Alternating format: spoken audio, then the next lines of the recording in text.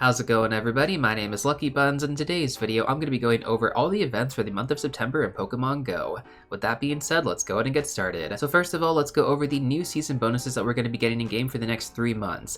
And I'm really excited to say that we're going to be getting guaranteed extra large candy back from trading Pokemon if you're level 31 or higher. This is arguably one of the best bonuses ever during a season. Now on top of that, we're also going to be getting increased friendship experience as well. So I believe the multiplier the last time we had this was 1.5 times. So for example, let's say you hit best friends with somebody, normally that would be 100,000 experience. With this bonus, that would be 150,000 experience, and then with the Lucky Egg active, that'll be 300,000 experience. I do highly recommend going to the Pokemon Go Friends subreddit page and adding a bunch of people there, and then just start building up as much friendship as you guys possibly can. It's up to you if you honestly just want to cap it off at Ultra Friends and then just kind of re-add more people, or if you want to push for best friends. With this bonus alone and actively opening and sending your gifts every single day, you can literally hit level 40 in just this season alone. And then finally, our last bonus is going to be increased experience and Stardust for 7-day catch and spin streak, so a pretty passive bonus. Now this also means that we're not going to be getting 2 special trades a day anymore. We're only going to have 1 special trade because that was the previous season bonus, so I felt like that was worth mentioning. Next up, let's take a look at the Shadow Legendary Pokemon that are going to be featured in raids as well as from Giovanni, so we'll start off with Giovanni first.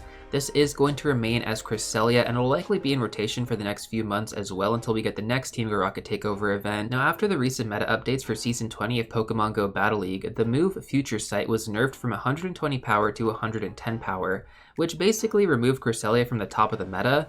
That being said though, it is still going to rank within the top 100, which makes it still a good Pokemon to build, just not as good as it once was. So if you want to go ahead and grab a Shadow Cresselia for the future, you can go ahead and do that, but if you would prefer stacking your Super Rocket Radar for a future Shadow Legendary Pokemon, then watch this video right here, which explains everything you need to know. Next up, let's talk about the Shadow Legendary Pokemon that's going to be featured in raid battles. So it looks like we're going to be getting a 3rd rotation of Shadow Legendary Beasts.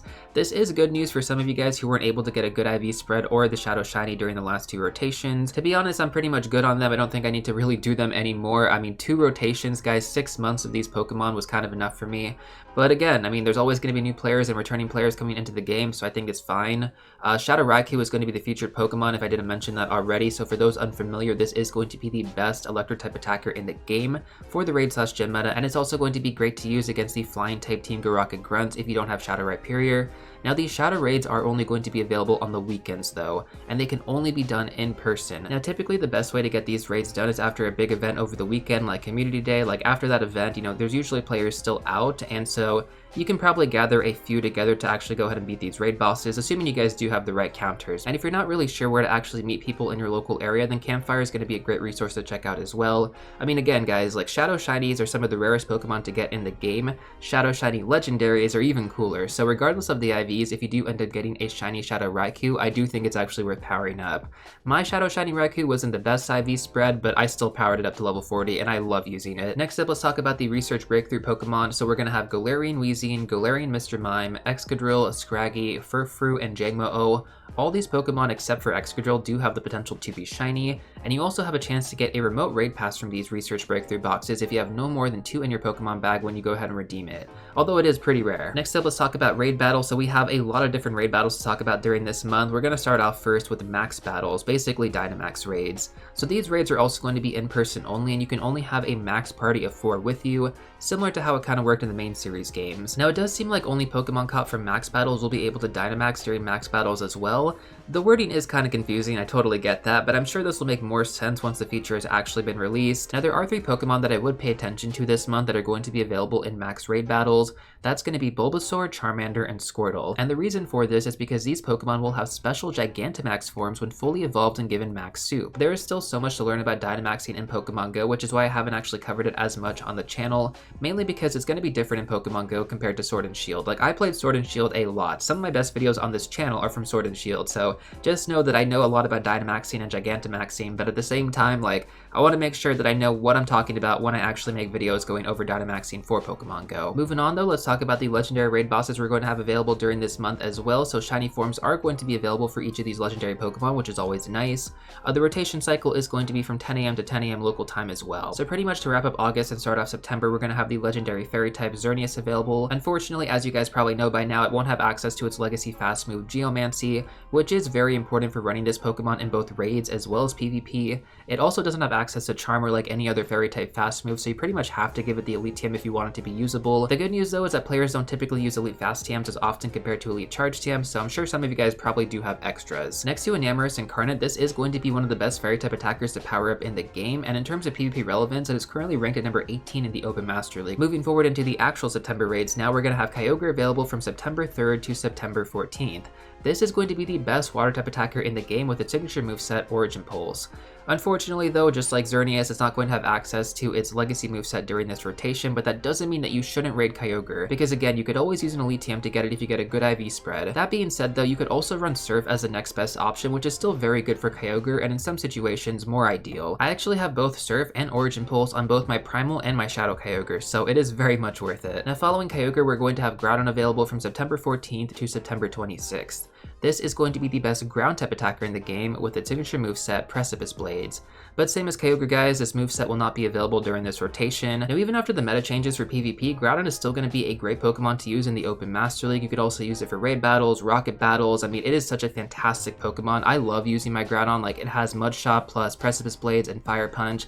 Both of those two moves are going to be legacy moves, so it does require a double Elite TM, but it is easily one of the best investments in my opinion. Like, Groudon is the GOAT. Speaking of GOATs though, we actually have one that we haven't seen in a long time coming back, and that's going to be Zacian in its hero form. And what's even cooler about this rotation is that the shiny is going to be available for the first time. Now Zacian also has access to a crowned sword form, which has not been released yet, and it's most likely going to make this Pokemon even more meta relevant. Now to be fair, I don't expect to see this Pokemon released for at least a few years. I mean, maybe during the Galar Tour, or possibly even during Go Fest. For this season though, we can take advantage of its hero form, which is relevant in the Open Master League, currently ranking at number 37, so definitely a Pokemon worth farming. So basically every single legendary raid boss we have is going to be meta relevant, which is really cool. Definitely not something we always see in Pokemon Go during these monthly breakdowns.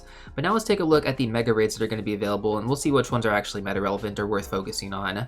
So as always guys, shiny forms are going to be available for each of these mega Pokemon. So we're basically going to close out the last rotation with Mega Salamence ending on September 3rd. Now for those of you that were unable to get a Mega Rayquaza during the past few months, this is going to be the third best dragon type mega in the game next to Garchomp and Rayquaza.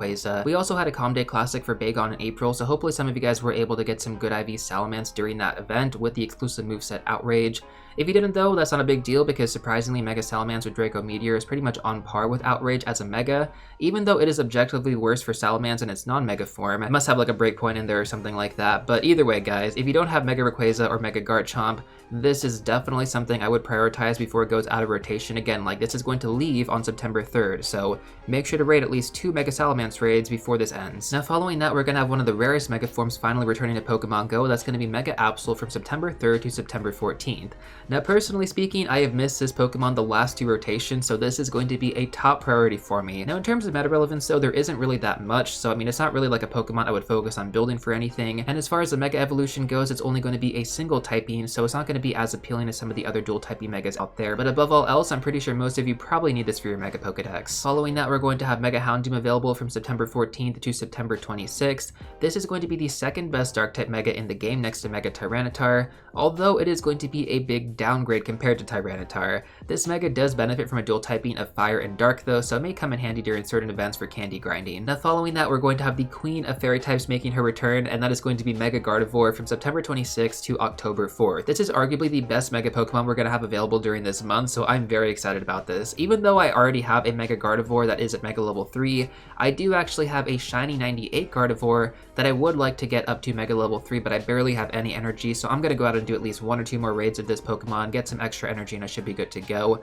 But for those of you guys who don't even have a Mega Gardevoir, my goodness, I mean seriously, go out there and at least do 2 raids for this. At least 2 raids for this Mega Gardevoir. Now as always, to end off the Mega section, I like to provide some general information for any new or returning players watching this in terms of how the Mega Evolution system works. So first of all, you only need to evolve them once before getting access to their cooldown period moving forward. On top of that, you're also going to get more extra large candy when your Mega Pokemon gets to Mega Level 3, which is unlocked after 30 days of Mega Evolution. So basically my recommendation is always to do at at least 1 to 2 raids for the initial energy you need to Mega Evolve it for the first time, and then after that you can just make them your buddy and walk with them to get more energy that way. Now finally, to end off the raid section, let's go over Raid Hour, which is going to take place every Wednesday from 6 to 7 p.m. local time.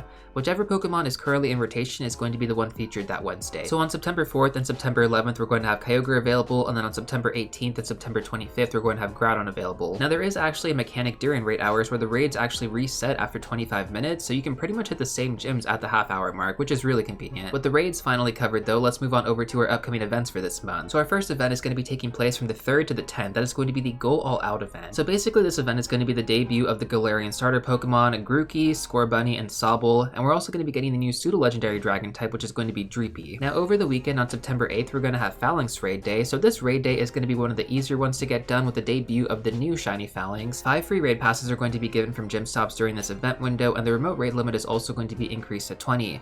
And there's going to be an event ticket which will give you special bonuses and 8 more free raid passes, kind of like typical raid days. Now I totally get it, like Phalanx is not the most desirable Pokemon to have for a raid day, but at the same time, like this is going to be a really easy event to go through, especially for casual players. When I see events like this get so much hate, like to be honest, I do understand to an extent, but I always feel like it's way overblown. Moving on though, let's talk about the next event, which is going to be from September 10th to September 15th. That is going to be the Go Big event. So basically kind of like a follow-up to the Go All Out event.